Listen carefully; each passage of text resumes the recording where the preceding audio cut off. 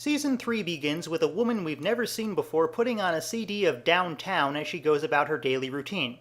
Okay guys, the reason that opening Season 2 like this worked is that we hadn't seen it before, so it was actually a surprise when it turned out Desmond was inside the Swan. But now we're prepared for something like that, so we know immediately that we're on the island, so the attempts to keep us in the dark as long as possible just end up looking stupid. It also doesn't help that the first thing we learn about this woman, besides the fact that she likes Petula Clark, is that she's dumb enough to grab a tray of burning muffins with her bare hand. Insert your own blonde joke here. It turns out this woman is named Juliet and she's hosting a book club, and she completely flips out when one of the other people doesn't like the book she chose, and she doesn't make a single actual point in the book's defense and just insists that she was stupid enough to think that she has free will. Well, I got news for you, honey. Free will also means the other guy is free to hate it. Yeah, what a concept. But I guess I shouldn't be surprised that one of the others talks like this, because it's now revealed that these people are the others, not that we'll be seeing any of them besides Juliet again, but I still want to keep the joke going through the beginning of each season, so I'll call people in the group that we haven't seen before, like these guys, the others. It's now the day of the plane crash, and Ben orders Ethan Goodwin to integrate among the two groups and come back with lists of who to kidnap. Purely out of the goodness of their hearts, I'm sure. Because these are such good people.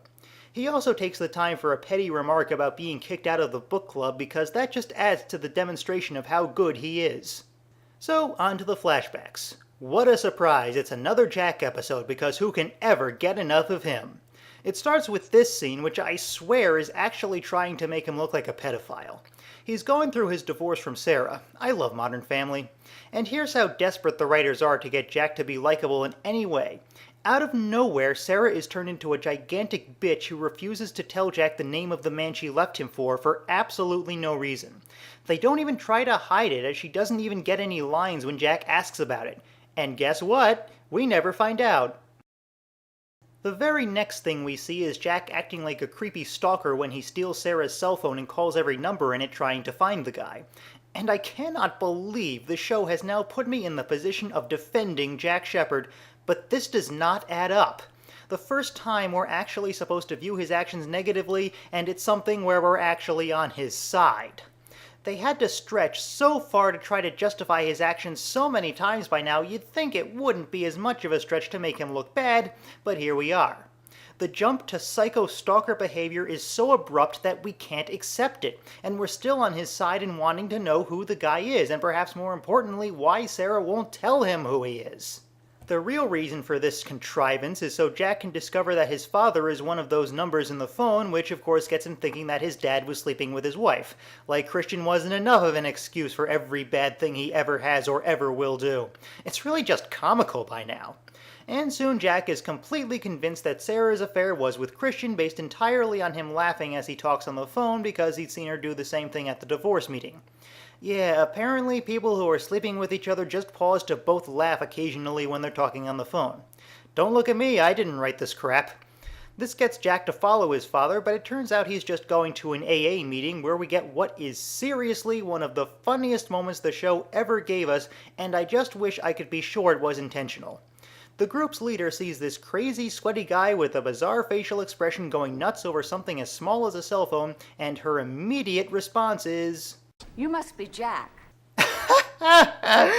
Gets me every time.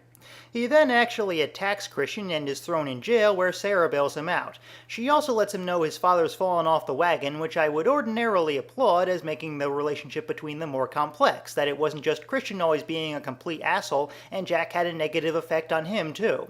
Except this will be completely forgotten from now on because otherwise Jack couldn't be the perfect hero we all know he is, am I right? Jack wakes up in some kind of bunker, or hatch if you're one of the writers on this show, and finds he was given some kind of injection. We never learn what it was. On the other hand, we do get to see this.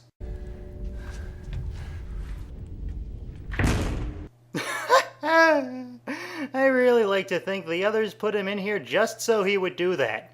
Kate wakes up in a bathroom to find Tom, who gets a line that she's not his type. Okay, so he's gay, right? Every single viewer picked up on this immediately, yet they still insisted in playing coy with this reveal for more than a year. I think by this point something had gone wrong with the writers' heads and they just couldn't tell anymore what was worth keeping secret. She's also got the same injection just to drive it home as something important, which it's not.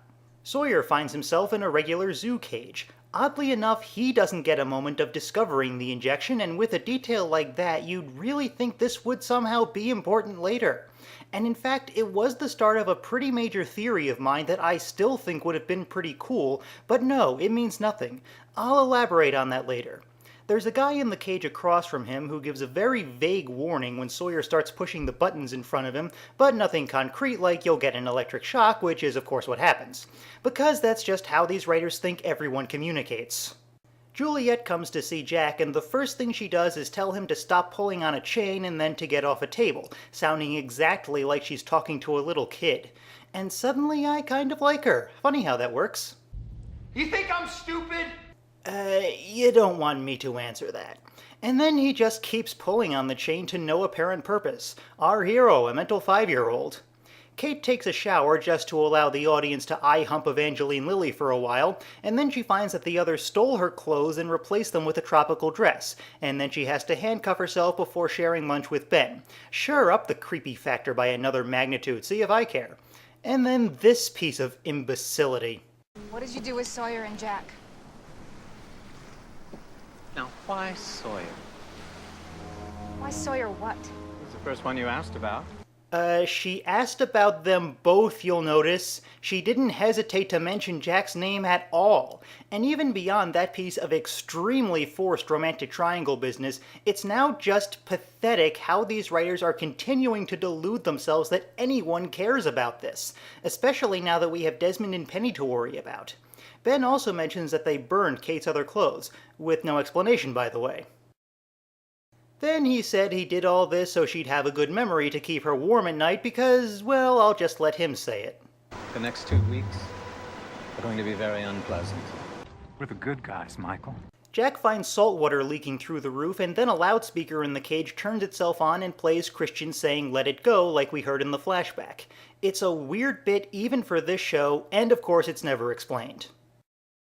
Juliet's made Jack a sandwich, but she'll only give it to him if he sits against the wall, and even something like this is well beyond him, so instead they talk about what Jack was doing in Australia, something Juliet would clearly already know, so this is just a naked attempt to play to the people who, for some reason, were only tuning in now. And they really didn't need to bother since, as I noted in the last video, the ratings dropped like a rock between the last season and this one. The guy across from Sawyer escapes and lets Sawyer out too, but he's quickly dropped with a taser by Juliet.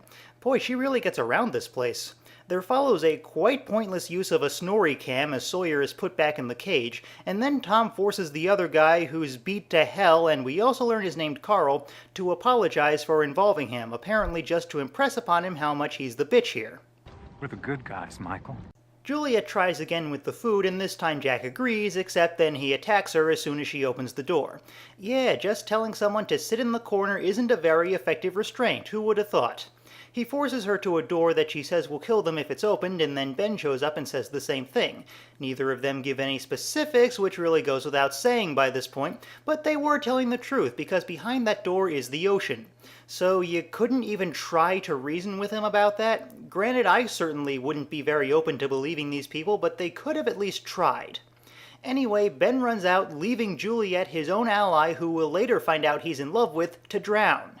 We're the good guys, Michael. Luckily, Jack manages to close the door. On the ocean. The entire freaking ocean.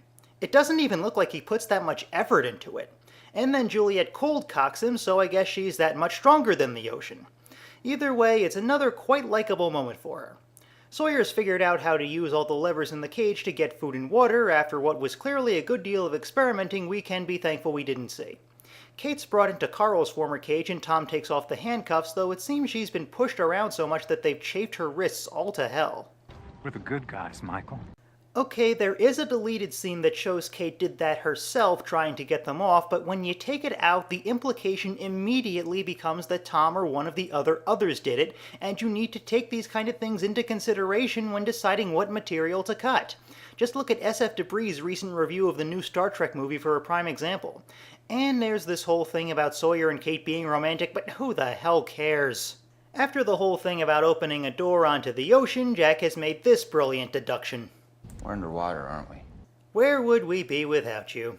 Juliet lets him know this is another Dharma station, the Hydra, and she has a folder about his whole life. We actually will get an explanation about this later, but there's still one plot hole within that explanation which I'll get to. Jack realizes this is his chance to find out who Sarah left him for, but instead he just asks if she's happy, which is portrayed as a positive piece of character development. Well, screw that, because he's only getting over a flaw that was introduced in this very episode, and I'd say wanting to know who your wife cheated on you with is a very reasonable question. Juliet leaves and we get the mother of all foot massage reveals when she says Ben's name. It's a completely random name that we've never heard before and means nothing to us, and yet the moment is still played like this. Thank you, Ben.